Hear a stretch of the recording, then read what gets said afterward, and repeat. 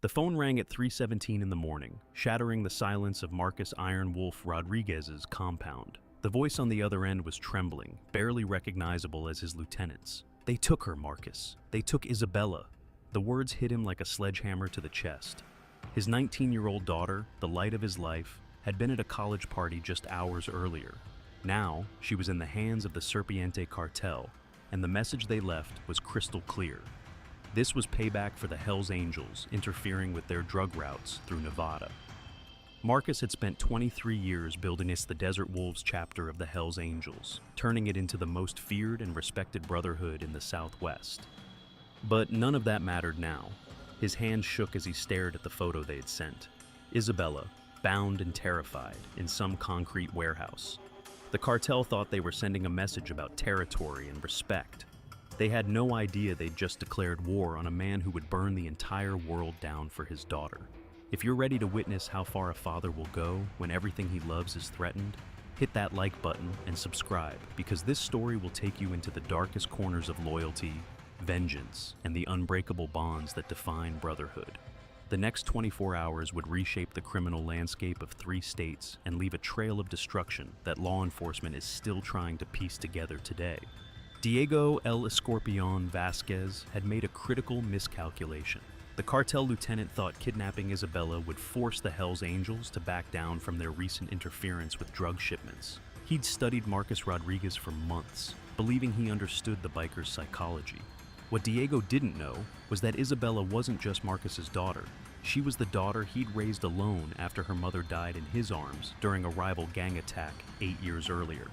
Within an hour, every Hells Angels chapter from California to Texas received the same message.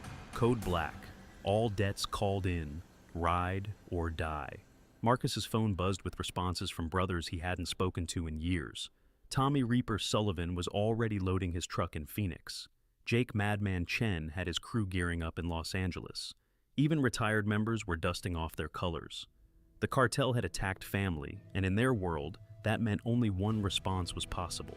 Isabella Rodriguez had inherited her father's steel spine, but even she felt terror creeping in as she listened to her captors planning her fate.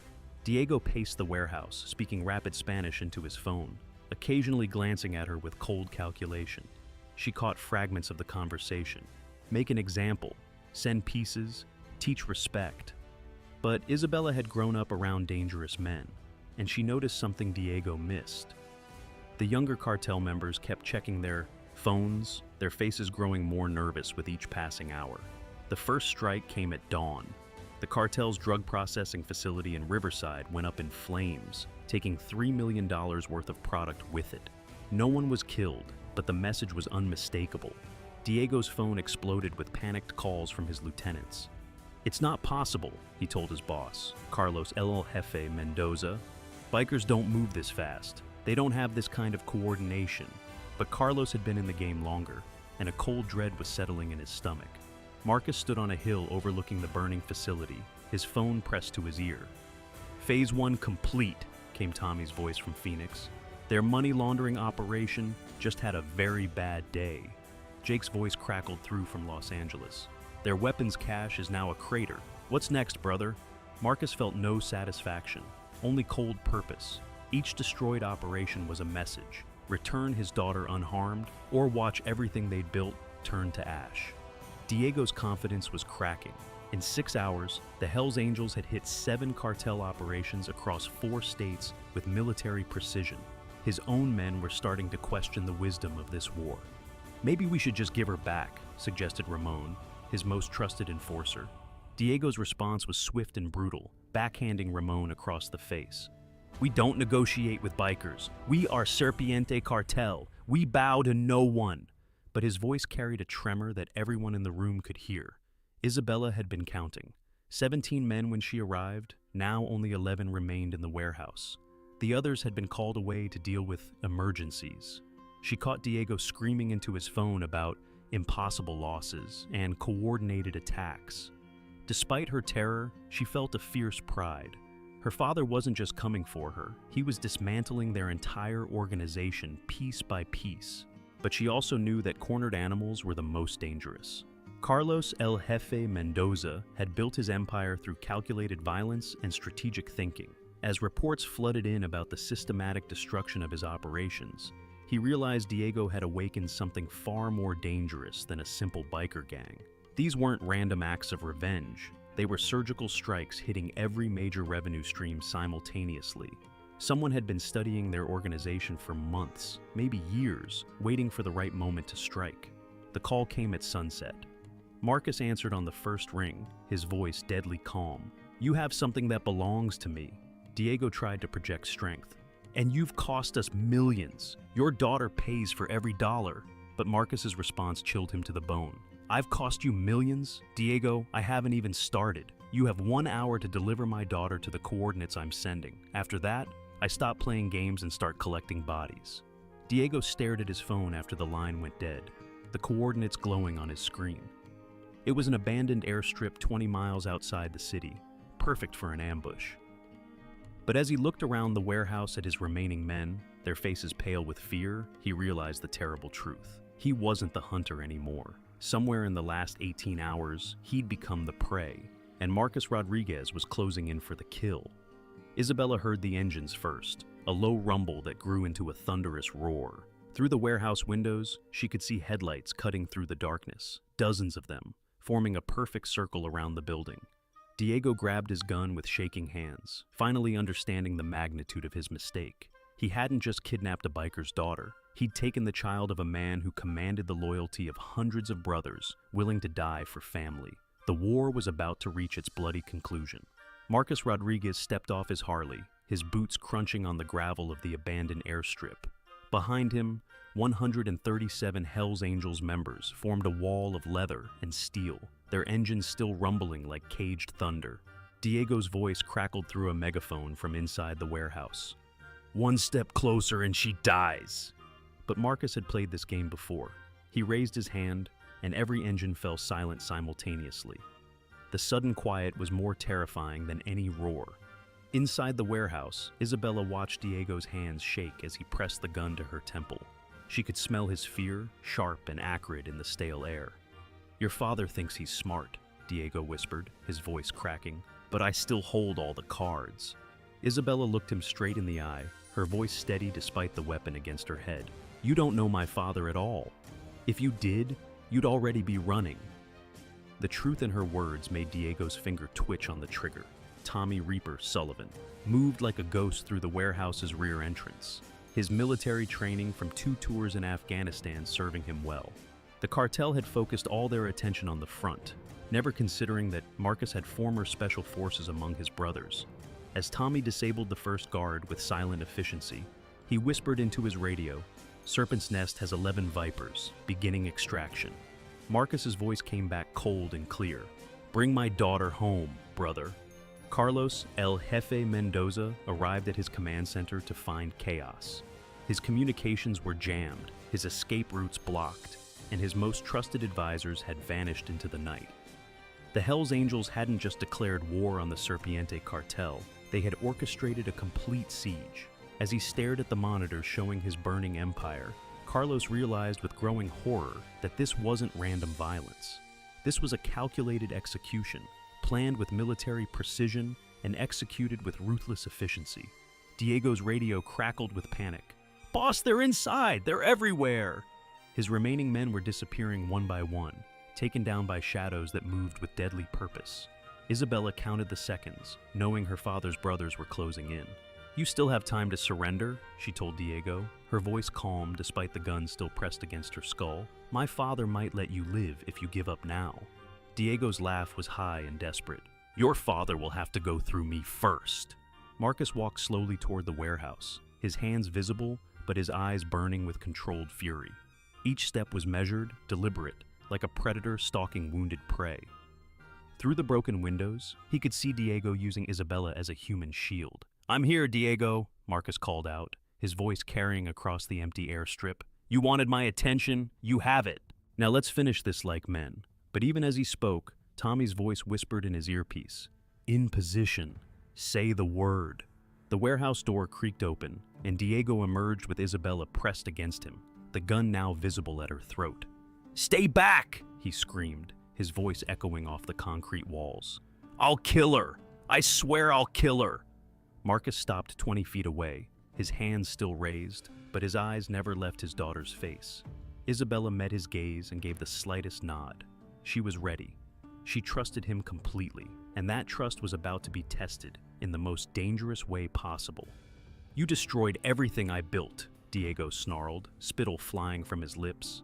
20 years of work, gone in one night because of your interference." Marcus's voice remained deadly calm. "I haven't destroyed anything yet, Diego. What you've seen so far, that was just me getting your attention. You want to see what real destruction looks like? Pull that trigger." The cold certainty in Marcus's voice made even his own brothers shift nervously. They knew that tone. It meant someone was about to die. Isabella felt Diego's grip loosen for just a fraction of a second as a shadow moved behind him. Tommy had found his opening. In that instant, she drove her elbow back into Diego's ribs with all her strength, just as her father had taught her years ago. Diego stumbled, the gun wavering away from her throat. "Now!" Marcus roared, and the night exploded into motion. Tommy's blade found Diego's wrist. The gun clattered to the concrete, and Isabella rolled away from the chaos. Diego found himself on his knees, surrounded by 137 Hell's Angels, their faces hidden in shadow, but their intent crystal clear. Marcus walked slowly toward him, each footstep echoing like a death knell. "You made this personal when you took my daughter," Marcus said, his voice barely above a whisper, but carrying the weight of absolute judgment. "Now you're going to learn why that was the last mistake you'll ever make." Diego looked up into Marcus's eyes and saw his own death reflected there. Isabella ran into her father's arms, both of them shaking with relief and residual adrenaline. "I knew you'd come," she whispered against his chest. "I never doubted it for a second." Marcus held her tight, his voice thick with emotion. "I'm sorry, baby girl. I'm so sorry this happened to you." But even as he comforted his daughter, his eyes remained fixed on Diego, who was being held by Tommy and Jake. The night wasn't over yet. Justice still needed to be served. Carlos El Jefe Mendoza's phone buzzed with a text message that made his blood run cold. It was a photo of Diego, bound and beaten, with a simple message. "Your lieutenant started this war. Come to the old cement plant on Highway 94 if you want to finish it. Come alone, or we start mailing pieces of your organization back to Mexico." Carlos stared at the message, knowing he was trapped. The coal. Hell's Angels had outmaneuvered him completely, and now they were demanding a final reckoning. As dawn broke over the desert, Marcus stood with Isabella safe beside him, watching as his brothers loaded Diego into a van. The cartel lieutenant's fate would serve as a message to anyone who thought family was an acceptable target. But this was only the beginning. Carlos Mendoza still needed to answer for his organization's crimes, and Marcus Rodriguez was far from finished. The war that started with a kidnapping was about to escalate into something that would reshape the criminal underworld forever. Carlos Mendoza arrived at the cement plant alone, his hands trembling as he gripped the steering wheel of his armored Mercedes. The abandoned industrial complex loomed before him like a concrete graveyard, its broken windows staring down like dead eyes. He'd built his empire on fear and violence, but now he was the one afraid. The Hell's Angels had systematically destroyed 20 years of his work in less than 48 hours, and he knew this meeting would determine whether he lived to see another sunrise. Marcus stood in the center of the plant's main floor, Isabella safely back home under the protection of his most trusted brothers. Diego knelt beside him, bloodied but alive, serving as a reminder of what happened to those who crossed the Rodriguez family. The sound of Carlos's footsteps echoed through the cavernous space as he approached, each step measured and careful. "You came," Marcus said without turning around. "I wasn't sure you had the spine for it." Carlos's voice was steady, but Marcus could hear the underlying fear. "What do you want?" "I want you to understand something, Carlos," Marcus said, finally turning to face the cartel leader. "Your boy Diego here thought he could use my daughter as leverage. He thought wrong, but you're the one who built the organization that made him think family was fair game. That makes you responsible for every second of terror my little girl experienced." Carlos studied Marcus's face, seeing something that chilled him more than any threat. This wasn't anger anymore. This was cold, calculated justice waiting to be served. Carlos attempted to regain control of the situation, falling back on the negotiation tactics that had served him for decades. "Look, Rodriguez, What Diego did was unauthorized. I can make this right. Name your price, money, territory, whatever you want. But Marcus's laugh was devoid of humor, echoing off the concrete walls like a death rattle. You think this is about money? You think you can buy your way out of what you've done? Carlos, you still don't understand what you're dealing with. From the shadows emerged Tommy, Jake, and 15 other Hells Angels members, their footsteps synchronized like a military unit. Carlos's eyes darted between them, finally grasping the full scope of his predicament. This wasn't a negotiation, it was a tribunal. Your organization has been poisoning communities, destroying families, and spreading death across 3 states, Marcus continued, his voice growing harder with each word. My daughter's kidnapping was just the excuse I needed to do what should have been done years ago. Carlos's composure finally cracked as the reality of his situation sank in. You can't just destroy everything I've built. I have connections, government officials, judges on my payroll. Marcus stepped closer, his presence overwhelming. Had, Carlos. Past tense. While you were focused on my daughter, my brothers were visiting every corrupt official on your list. Amazing how quickly loyalty disappears when the money stops flowing and the protection evaporates. Carlos felt his legs weaken as his entire support network crumbled in his mind. Tommy stepped forward, holding a thick manila folder that he dropped at Carlos's feet. Photographs spilled out, judges being arrested, bank accounts frozen, safe houses raided, and corrupt officials led away in handcuffs. 23 years of careful planning, Marcus said, watching Carlos's face pale as he recognized each image. You see, Carlos, I didn't just build a motorcycle club. I built a network of brothers who believe in justice, and some of them happen to work in very interesting places. Diego whimpered from his position on the ground, drawing Carlos's attention to his lieutenant's broken state. Please, Jefe, Diego whispered through swollen lips. I didn't know what they were capable of. Carlos looked down at the man who had started this war with his reckless arrogance, feeling a mixture of rage and disgust.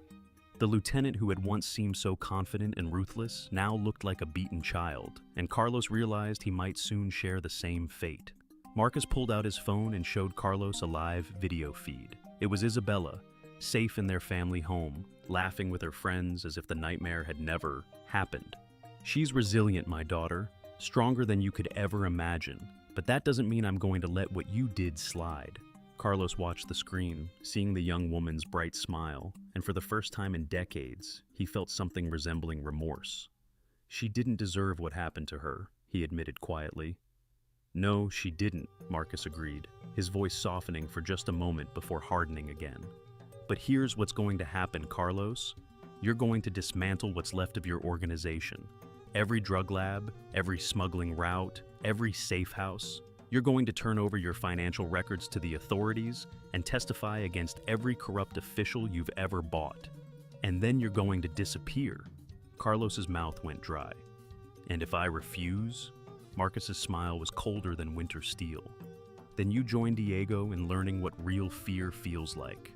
Carlos looked around the cement plant one final time, seeing his reflection in the broken glass and twisted metal. This place would be his tomb if he made the wrong choice, and he knew it. How do I know you'll let me live if I cooperate? He asked, his voice barely above a whisper. Marcus considered the question for a long moment. Because unlike you, Carlos, I don't make war on families. Disappear completely, never return to this life, and you get to keep breathing. But if I ever see or hear from you again, if you ever even think about rebuilding, I'll finish what we started here. Tommy handed Carlos a burner phone with a single number programmed into it. You have 72 hours to begin dismantling your operations. Every day you delay, we take apart another piece ourselves, and we won't be as gentle as we've been so far. Carlos took the phone with shaking hands, understanding that his empire was truly over. The Serpiente Cartel, built through decades of violence and intimidation, would die not in a blaze of gunfire, but through systematic destruction by men who fought for something greater than profit. As Carlos walked back to his Mercedes, each step felt like a funeral march for the life he'd known. Behind him, Marcus watched with satisfaction, knowing that justice had been served without becoming the monster he was fighting. Diego would face trial for kidnapping, Carlos would spend his remaining years looking over his shoulder in exile, and Isabella was safe. The war that began with a father's worst nightmare was ending with a family's vindication. But Marcus knew that in their world, peace was always temporary, and new threats were always waiting in the shadows. 3 months after Carlos Mendoza vanished into the shadows of exile, Marcus Rodriguez thought the war was over. The Serpiente cartel had crumbled, their operations scattered to the wind, and Isabella was thriving in her sophomore year at college. But in the criminal underworld, power vacuums never stay empty for long. Vincent the Viper Castellanos had been watching from the sidelines, waiting for the perfect moment to claim the territory that Carlos had abandoned. What Marcus didn't know was that Vincent had a very personal reason for wanting revenge against the Hells Angels. Isabella was walking across campus after her evening literature class when she noticed the black SUV following her for the 3rd time that week. Her father had taught her to be observant, to trust her instincts, and right now, every instinct was screaming danger. She ducked into the campus library, pulling out her phone to call Marcus, but the call went straight to voicemail. Miles away, Marcus was in a meeting with federal agents, finally closing the book on the Serpiente investigation, completely unaware that his daughter was being hunted once again. Vincent Castellanos had spent 15 years building his reputation as the most ruthless enforcer on the West Coast. But his rise to power had been built on a foundation of personal tragedy. 8 years ago, his younger brother Miguel had been killed during the Hells Angels raid on a rival gang, caught in the crossfire of Marcus Rodriguez's war for territory. Vincent had never forgotten, never forgiven, and now he saw an opportunity for the kind of poetic justice that would satisfy his thirst for vengeance. Tommy Reaper Sullivan was the first to notice something was wrong. As Marcus's most trusted lieutenant, he'd made it his business to keep tabs on Isabella's safety, even from a distance. When his contact at the college security office mentioned the suspicious vehicle reports, Tommy felt his blood run cold. He tried calling Marcus, but the federal meeting was in a secure facility with no cell service. For the first time in 20 years of brotherhood, Tommy made a command decision without consulting his president. Isabella's hands shook as she watched 3 men in dark suits enter the library, their eyes scanning the crowded study area with predatory focus. She recognized the look from her father's world, the cold calculation of professional killers. Moving quietly between the stacks, she made her way toward the emergency exit, her heart pounding so loud she was sure everyone could hear it. Behind her, she heard one of the men speaking in accented English. "Find the girl. Vincent wants this done clean and quiet." Vincent's phone buzzed with updates from his team at the college. "She's running, but we have the building surrounded," came the report. Vincent smiled, remembering how helpless he'd felt when Miguel died, how the Hells Angels had taken everything from him without consequence. "Good," he replied, his voice smooth as silk. "Let her run. Let her feel the fear. When you have her, bring her to the warehouse on Pier 19. It's time Marcus Rodriguez learned what it feels like to lose family." Tommy's emergency call went out to every Hells Angels member within 100 miles. Code Red, Isabella is in immediate danger. All available brothers converge on the university now.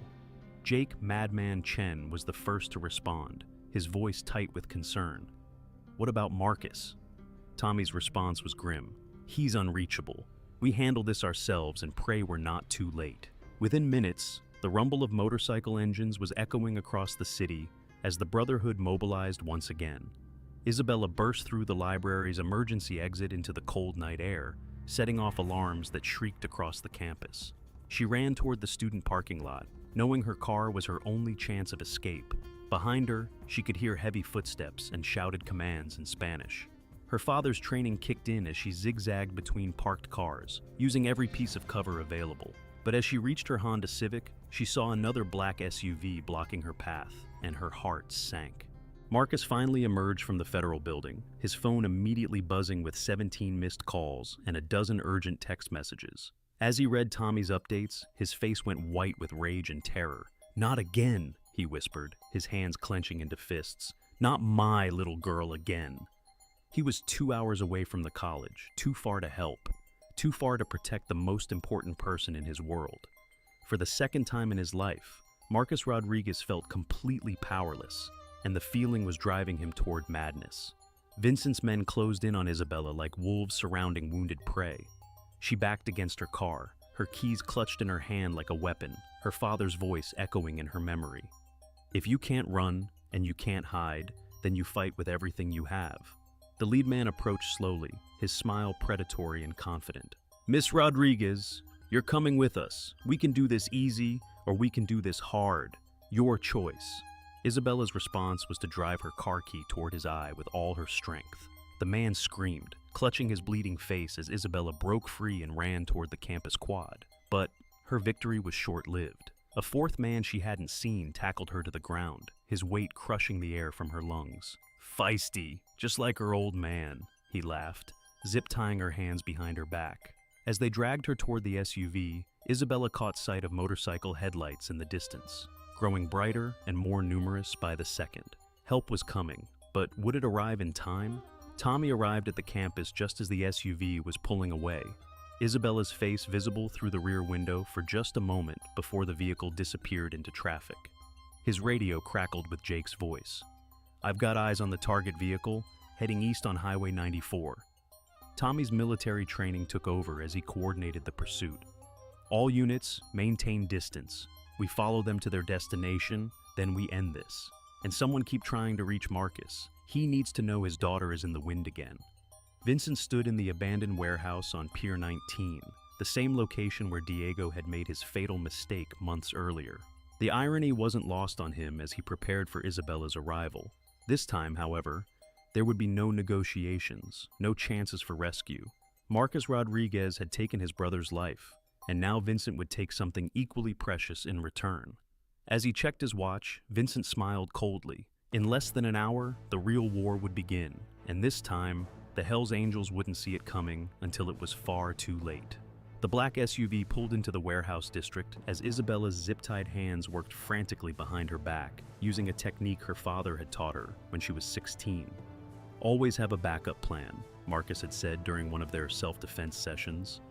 Even when everything looks hopeless, the plastic restraints finally gave way just as Vincent's men dragged her from the vehicle, but she kept her hands positioned as if still bound, waiting for the right moment to strike. Vincent Castellanos stood in the center of the warehouse, his expensive suit contrasting sharply with the grimy industrial surroundings. When Isabella was brought before him, he studied her face with the intensity of a predator examining prey. "You have your father's eyes," he said softly, his voice carrying decades of suppressed rage. "The same eyes that watched my brother Miguel die 8 years ago. Marcus probably never even told you about him, did he? Just another casualty in his war for territory." Isabella's mind raced as she processed Vincent's words. She remembered her father's nightmares, the way he sometimes woke up screaming names she didn't recognize. Miguel must have been one of them.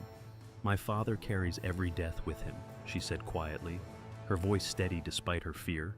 "If your brother died in that war, it wasn't because my father wanted it. It was because sometimes good people get caught in bad situations." Vincent's laugh was bitter and cold. "Good people? Your father is a killer, Isabella, just like me." 2 miles away, Tommy coordinated the Hells Angels' response from an abandoned gas station, his military experience evident in every calculated decision. "Jake, take your crew around the south entrance. Razor, you and your boys cover the north. Nobody moves until we have eyes on Isabella." His radio crackled with Marcus's voice, finally back in contact. "Tommy, where is she?" The pain in his president's voice cut through Tommy like a blade. "We're closing in, brother, but Vincent Castellanos has her, and this isn't about territory anymore. This is personal." Marcus's Harley roared through the night streets, his speedometer pushing 90 as he raced toward the warehouse district. Every red light he ran, every corner he took at dangerous speeds, brought him closer to his daughter, but also closer to a confrontation that had been 8 years in the making. His phone buzzed with a text from Vincent. "Pier 19, Warehouse 7. Come alone, or she dies screaming like Miguel did." Marcus felt something cold and final settle in his chest. This ended tonight, one way or another. Vincent circled Isabella like a shark, his voice taking on the tone of a man delivering a lecture. "Your father built his empire on violence, just like I built mine. The difference is, I'm honest about what I am. Marcus pretends he's some kind of noble warrior, fighting for family and brotherhood. But when Miguel was dying in that alley, bleeding out from a bullet meant for someone else, where was that nobility then?" Isabella's response was swift and cutting. "Where was your protection when your brother needed it most?" The question hit Vincent like a physical blow, stopping his pacing mid-stride. For 8 years, he had focused his rage on Marcus Rodriguez, but Isabella's words forced him to confront a truth he'd buried deep.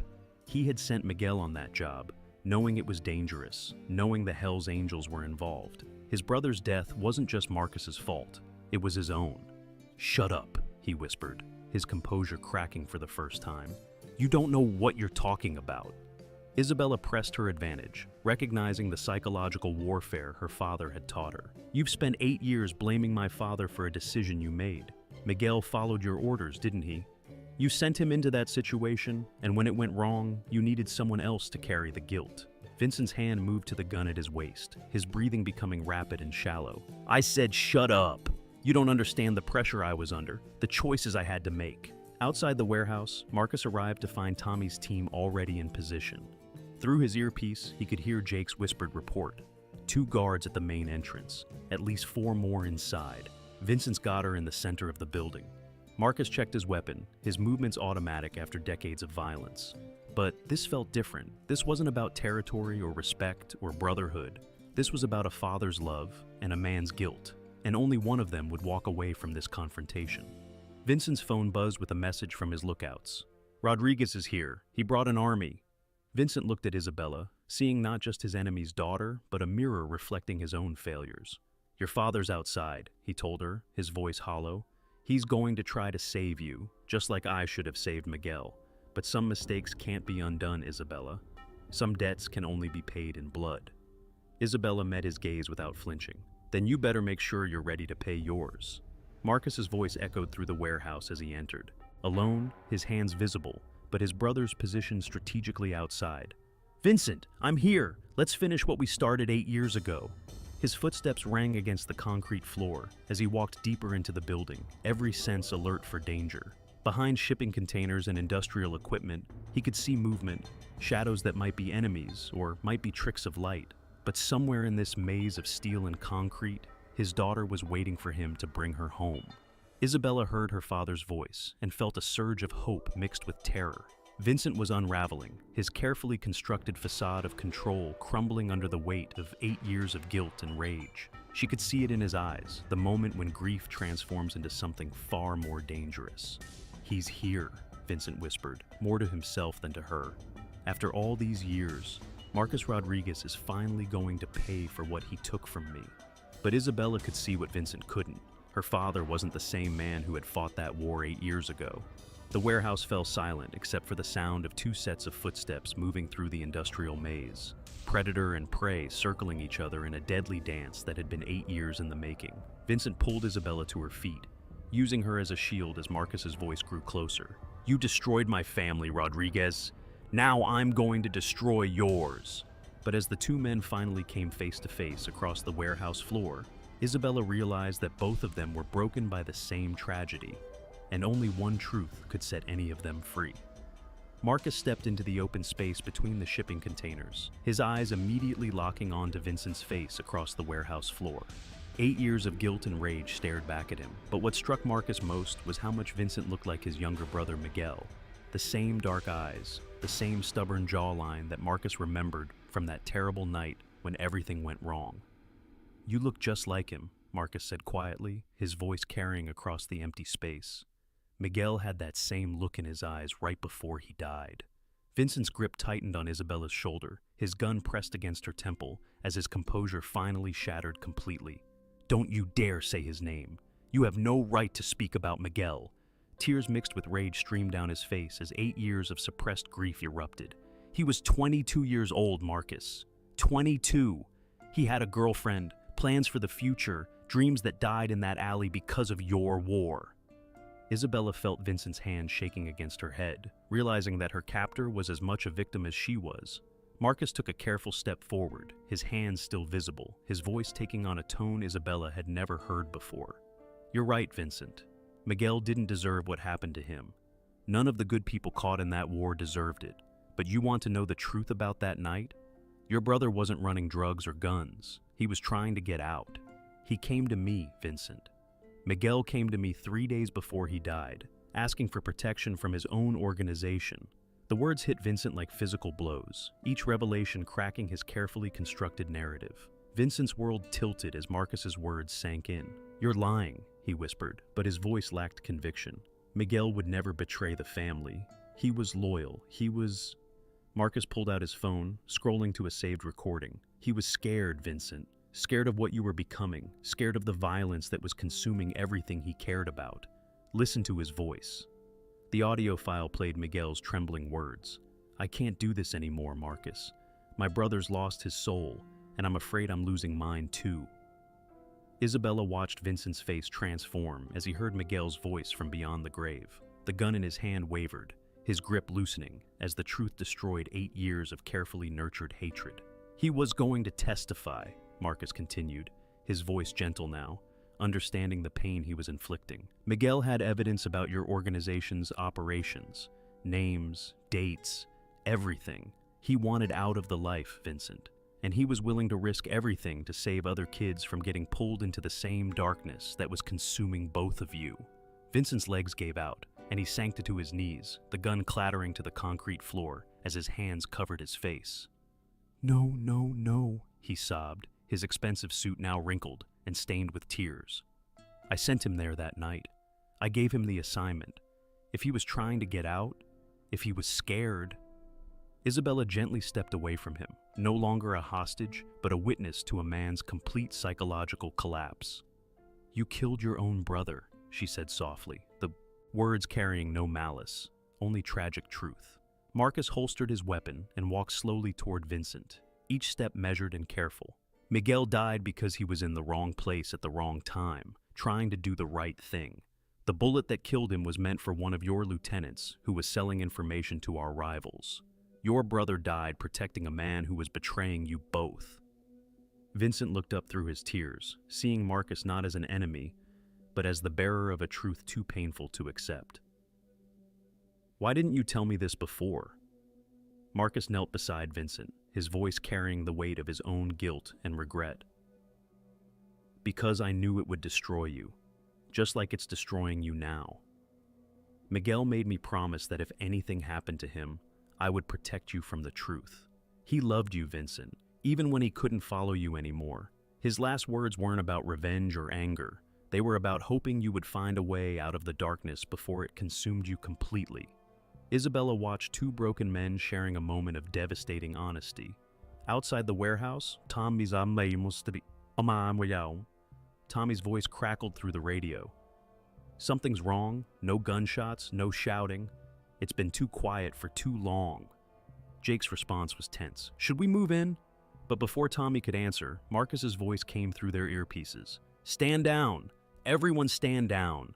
This isn't what we thought it was." The Hells Angels members looked at each other in confusion, their weapons lowered, but their vigilance maintained as they tried to understand what was happening inside.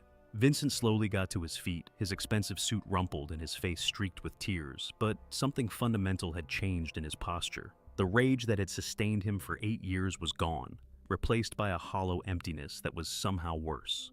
"What am I supposed to do now?" he asked, his voice broken. "Everything I've built, everyone I've hurt, it was all based on a lie I told myself." Isabella stepped forward, her voice gentle but firm. "You do what Miguel would have wanted. You find a way to make things right." Marcus stood and offered Vincent his hand, a gesture that would have been unthinkable an hour earlier. Miguel believed people could change, that redemption was possible even for men like us. Maybe it's time we both honored his memory by proving he was right. Vincent stared at the outstretched hand for a long moment before taking it, feeling the strength and surprising warmth in Marcus's grip.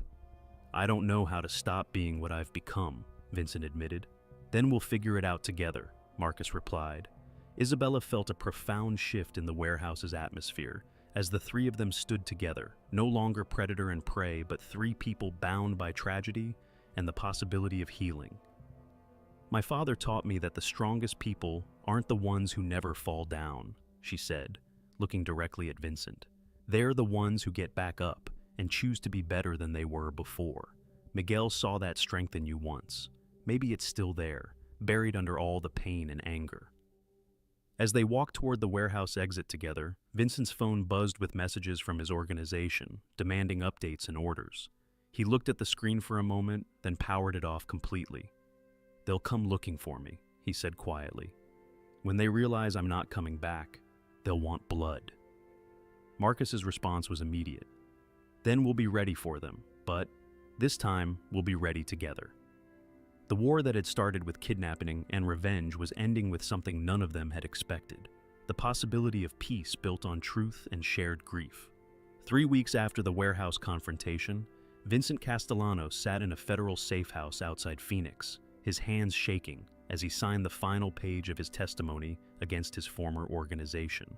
FBI agent Sarah Chen watched him carefully, knowing that this cooperation agreement would dismantle one of the most powerful criminal networks on the West Coast. But what she didn't know was that Vincent's second-in-command, Elena La Serpiente Morales, had been planning her own coup for months, and Vincent's sudden disappearance had given her the perfect opportunity to seize control and declare war on everyone who had wronged them.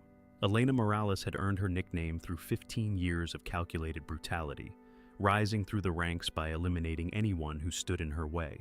Unlike Vincent's emotional approach to leadership, Elena operated with cold precision, viewing violence as a business tool rather than personal expression.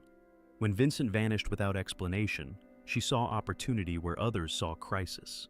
Standing in the abandoned nightclub that served as her new headquarters, she addressed the remaining cartel members with chilling authority. Vincent was weak. He let sentiment cloud his judgment. "Under my leadership, we don't just survive, we dominate." Isabella was walking to her morning psychology class when she noticed the same silver sedan that had been following her for 3 days. Her father's training kicked in immediately as she ducked into the campus coffee shop, pulling out her phone to call Marcus. But before she could dial, a woman's voice behind her spoke with deadly calm. "Isabella Rodriguez, my name is Elena Morales. We need to talk." Isabella turned to see a woman in her 30s, impeccably dressed, with eyes that reminded her of a predator studying its next meal. Elena slid into the booth across from Isabella, her movements fluid and controlled. "Vincent told me so much about you before he disappeared. How brave you were, how you helped him see the truth about his brother's death. I find that fascinating." Isabella's blood ran cold as she realized this woman knew details that should have been secret. "What do you want?" Isabella asked, her voice steady despite her racing heart. Elena's smile was razor sharp. "I want you to deliver a message to your father. Tell him that Vincent's sins are now his responsibility, and I intend to collect on every debt." Marcus was reviewing security footage with Tommy when Isabella's panicked call came through. "Dad, she found me at school. Elena Morales. She knows about Vincent, about everything that happened in the warehouse." Marcus felt his blood turn to ice as he processed the implications. Elena Morales was Vincent's most ruthless lieutenant, a woman who had built her reputation on never leaving loose ends. If she had taken control of what remained of the organization, she would see Vincent's cooperation with the Hells Angels as the ultimate betrayal, requiring the ultimate response. Elena stood from the coffee shop booth, her message delivered with surgical precision. "You have 24 hours to convince your father to turn Vincent over to me. If he refuses, I'll demonstrate why I was Vincent's most feared enforcer." As she walked away, Isabella noticed the subtle hand signals Elena gave to people positioned throughout the coffee shop. She had been surrounded the entire time, never realizing how close she had come to disappearing forever. The psychological warfare had begun, and Elena was already 3 moves ahead. Vincent's phone rang in the safe house, the caller ID showing Elena's number. Agent Chen nodded for him to answer, recording equipment already running. Elena's voice was silk wrapped around steel. "Hello, Vincent. I hope your new friends are treating you well. I wanted you to know that I've met your little friend Isabella Rodriguez. Such a bright girl, so much potential. It would be tragic if something happened to her because of your poor choices." Vincent's voice went white as he realized Elena was using the same tactics he had employed, but with far more skill and ruthlessness. Marcus called an emergency meeting of the Desert Wolves chapter, his face grim as he addressed his brothers. "Elena Morales has declared war on us, and she's using my daughter as bait. This woman makes Vincent look like a choir boy. She's got resources, connections, and a reputation for never backing down from a fight." Tommy stepped forward, his military bearing evident. "What are our orders, Marcus?" The answer came without hesitation. "We end this before it starts. Elena wants a war? She's about to learn why you don't threaten a Hells Angels family. Elena's network moved with frightening efficiency. Within hours of her meeting with Isabella, she had identified every Hells Angels safe house, every business they protected, every family member who might serve as leverage. Her approach was methodical, clinical, like a surgeon planning a complex operation. She studied Marcus Rodriguez's psychological profile, looking for weaknesses she could exploit.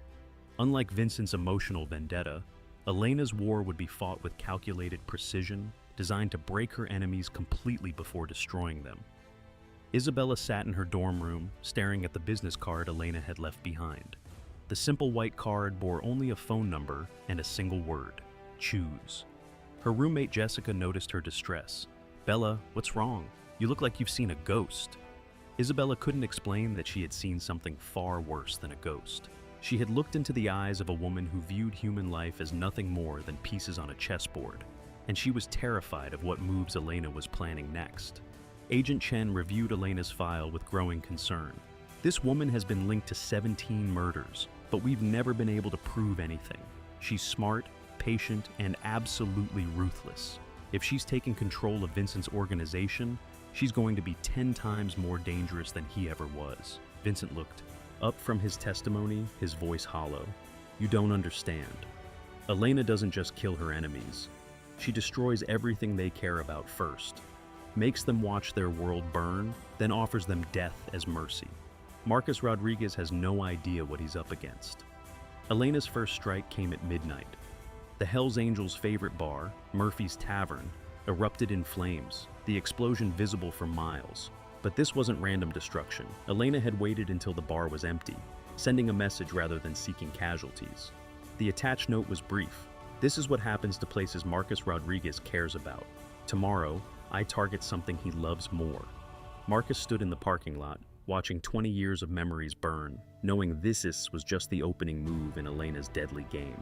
As dawn broke over the smoldering ruins of Murphy's Tavern, Marcus received a text message that made his blood run cold. It was a photo of Isabella's empty dorm room with a simple message: "The game begins now. You have 48 hours to deliver Vincent Castellanos to Pier 27, or your daughter disappears forever. Unlike Vincent, I don't make idle threats. I make promises." Marcus stared at the message, realizing that Elena Morales had just escalated their conflict to a level that would test everything he believed about family, loyalty, and the lengths a father would go to protect his child. Isabella's dorm room stood empty, her textbooks scattered across the floor, and her window left wide open despite the October chill. Her roommate Jessica had been drugged with something that left her unconscious for 6 hours, waking up to find Isabella's bed unslept in and a single black rose on the pillow. Marcus arrived at the campus within 20 minutes of receiving Elena's message, his hands shaking as he examined the scene. Tommy stood beside him, his military training evident as he processed the tactical precision of the abduction. "She's a professional, Marcus. This wasn't random violence, it was surgical extraction." Elena had chosen her new headquarters with calculated precision, an abandoned pharmaceutical plant on the outskirts of the city, complete with underground tunnels and multiple escape routes. Isabella found herself in a sterile white room that felt more like a laboratory than a prison, her hands zip-tied to a metal chair that was bolted to the floor. Unlike Vincent's emotional breakdown in the warehouse, Elena radiated cold control as she entered the room. "I hope you're comfortable, Isabella. We're going to be spending quite a bit of time together while your father learns the cost of interfering with my business." Vincent paced the safe house like a caged animal, his federal protection feeling more like a prison with each passing hour. "You don't understand," he told Agent Chen, his voice cracking with desperation. "Elena doesn't just want revenge, she wants to prove she's superior to everyone who ever doubted her. She'll torture Isabella not because she hates her, but because breaking Marcus Rodriguez will establish her reputation as the most feared leader on the West Coast."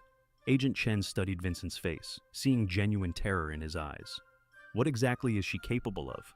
Marcus stood before his assembled brothers in the Desert Wolves clubhouse, his voice carrying the weight of absolute authority. "Elena Morales has my daughter, and she thinks that gives her power over us. She's about to learn that threatening a Hells Angels family doesn't make you powerful, it makes you a target." Jake stepped forward from the crowd. "What's the plan, Marcus?" The response came without hesitation. "We hit every business she owns, every safe house she operates, every connection she has. We turn her empire to ash and smoke until she has nothing left but the choice to return Isabella or face us directly. Elena's psychological warfare began with a simple video call to Marcus's phone. Isabella appeared on screen, unharmed but clearly frightened, sitting in that sterile white room. "Say hello to your father, dear," Elena's voice came from behind the camera. Isabella's voice was steady despite her fear. "Dad, don't give them what they want. Don't let Vincent pay for trying to do the right thing."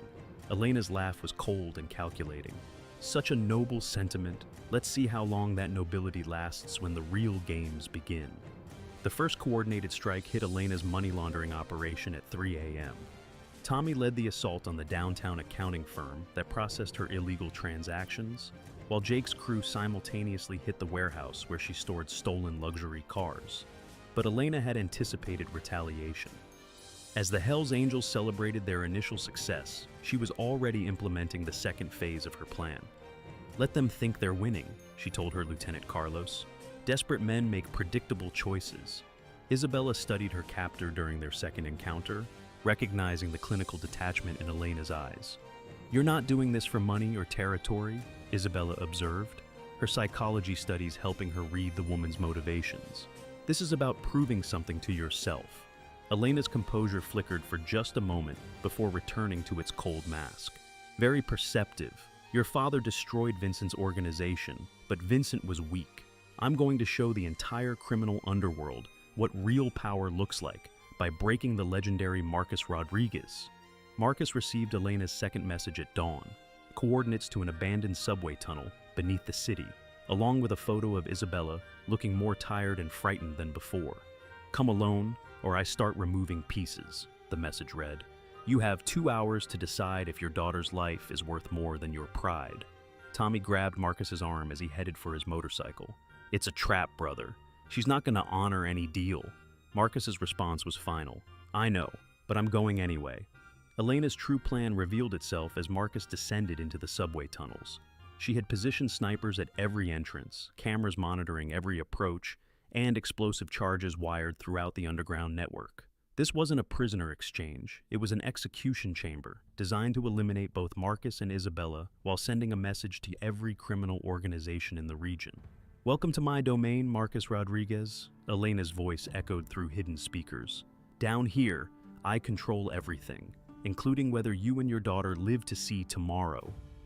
Isabella heard the explosions above, as Marcus's brothers launched their diversionary attacks on Elena's remaining operations. But she also heard something Elena didn't: the subtle sound of Vincent's voice coming through a ventilation grate.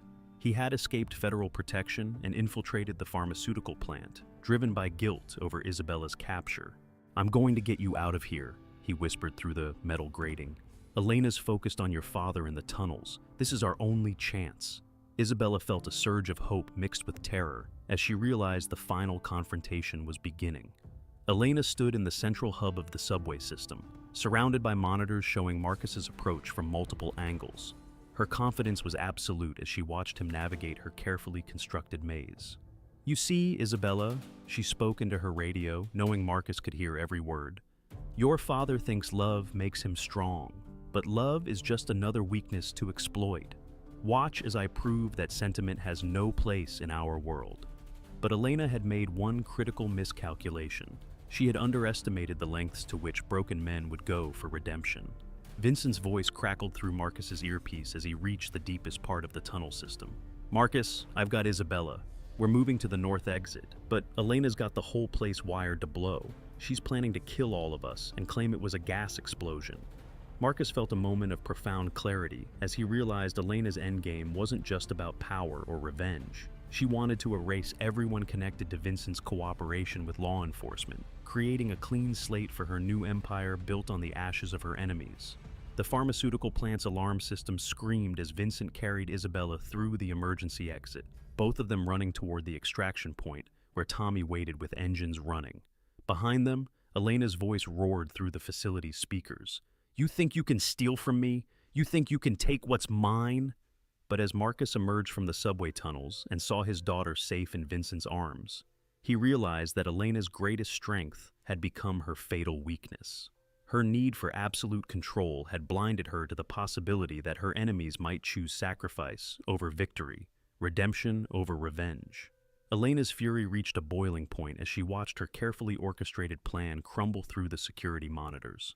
Vincent had betrayed her twice now, first by cooperating with the federal agents and now by rescuing the very hostage she needed to break Marcus Rodriguez. Her hands slammed against the control panel as she screamed orders to her remaining men. "Burn it all! If I can't have victory, then everyone dies in the flames!" But as she reached for the detonation switch that would collapse the entire tunnel system, a single gunshot echoed through the underground chamber, and Elena's world went dark. Agent Sarah Chen lowered her smoking weapon, her FBI tactical team flooding into Elena's control room through hidden entrances they had been mapping for hours. "Elena Morales, you're under arrest for kidnapping, terrorism, and conspiracy to commit murder," she announced to the unconscious woman bleeding from a shoulder wound. Vincent's cooperation had provided them with detailed blueprints of Elena's operation, allowing federal agents to infiltrate her stronghold while she was distracted by her obsession with destroying Marcus Rodriguez. The war that had consumed so many lives was finally over. Marcus held Isabella tight against his chest in the parking lot above the tunnels, both of them shaking with relief and residual terror. "I thought I'd lost you forever, baby girl," he whispered, his voice breaking with emotion. Isabella pulled back to look at her father's face, seeing tears she had never witnessed before. "You didn't lose me, Dad. You saved me, just like you always do." But both of them knew this victory had come at a terrible cost. The cycle of violence that had defined their world for so long had nearly destroyed everything they held dear. Vincent stood apart from the Rodriguez family reunion, his hands still trembling from the adrenaline of Isabella's rescue. Tommy approached him slowly, his military bearing evident, but his expression surprisingly gentle. "You could have stayed in federal protection," Tommy said quietly. "You could have let this play out without risking your life. Why did you come back?" Vincent's answer was barely audible. "Because Miguel would have come back. Because sometimes doing the right thing means accepting that you might not survive it." Agent Chen approached Marcus as the last of Elena's men were loaded into federal transport vehicles. "This ends it, Rodriguez. Elena's organization is finished. Vincent's testimony will put away dozens of corrupt officials, and your daughter is safe. But I need your word that the Hells Angels won't seek revenge against the remaining cartel members who surrender." Marcus looked at his daughter, then at Vincent, seeing the exhaustion in both their faces. "The war is over, Agent Chen. We're all tired of burying people we care about." 3 months later, Isabella sat in her college psychology class, writing her final paper on trauma recovery and the cycles of violence that consume families and communities. Her professor had no idea that her research was deeply personal, drawn from experiences that would have broken most people her age. But Isabella had inherited her father's strength and her own unique wisdom, transforming her ordeal into understanding that might help others escape similar darkness. Her phone buzzed with a text from Marcus. "Proud of you, baby girl, always." Vincent walked out of the federal courthouse in Phoenix, his testimony complete and his cooperation agreement fulfilled.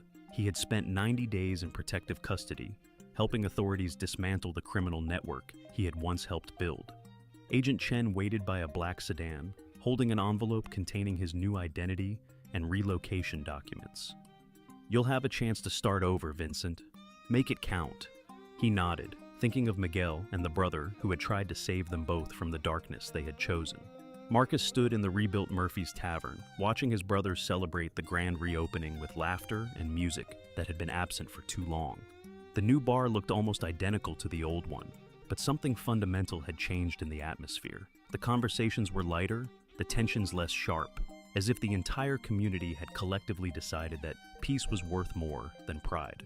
Tommy raised his beer in a toast, to family, to brotherhood, and to knowing when to put down the sword. Elena Morales sat in her federal prison cell, staring at a letter from her younger sister in Mexico. The sister she had abandoned years ago, when she chose the criminal life, now worked as a teacher, helping children in their hometown escape the poverty and violence that had shaped Elena's choices. "I still love you," the letter read, "but I can't understand how you became someone who hurts innocent people." Elena folded the letter carefully, finally understanding the true cost of the power she had craved.